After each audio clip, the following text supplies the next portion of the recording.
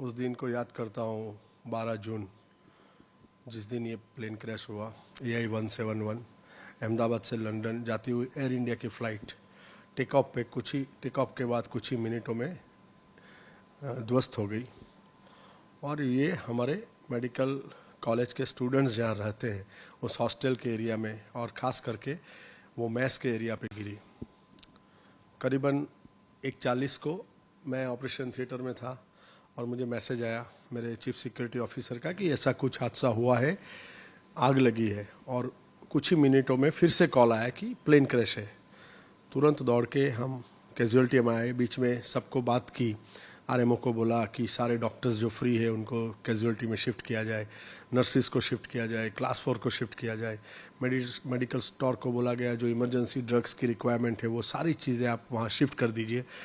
क्योंकि हॉस्टल की बात आई, हमको पता नहीं था, इंटरनेशनल फ़्लाइट थी, पता नहीं कितने लोग आएंगे, तो हमको वो इमीडिएटली, वो कहते हैं ना कि गोल्डन आवर की एक तैयारी, कि जो दर्दी आते हैं, जो इंजर्ड होते आते हैं, जो सबसे प्रायोरिटी होती है कि उसको आप इमीडिएटली सारवार दो।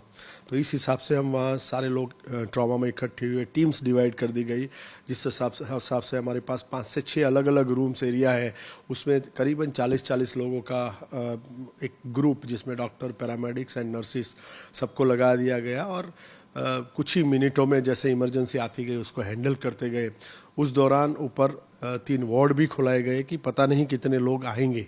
तो मैं कहूँगा कि पहले घंटे का जो ये प्रायोरिटी था कि जिसके अंदर आने वाले सारे मरीज को ट्रीटमेंट दी जाए, स्टेबलाइज किया जाए, डिसाइड किया जाए कि उनको आईसीयू में रखना है, बर्न्स वार्ड में रखना है या फिर सिंपल वार्ड में रखना है। सारे डॉक्टर्स की टीम ने मिलकर ये एक, मैं कहूँगा कि गोल्डन आवर में बहुत ही एक अच्छा काम किया। 35 मिनट्स के आसपास मैं देखूँगा तो हमारे जो चीफ सेक्रेटरी है, हमारे जो प्रिंसिपल सेक्रेटरी है हेल्थ के, वो doctor mister Dhananjay Dwivedi sir, वो और कमिश्नर सर पहुँच गए। मैं कहूँगा 40-45 मिनट में मिनिस्टर सर भी आ गए। तो सारे लोग की गाइडेंस में ये काम हो रहा था।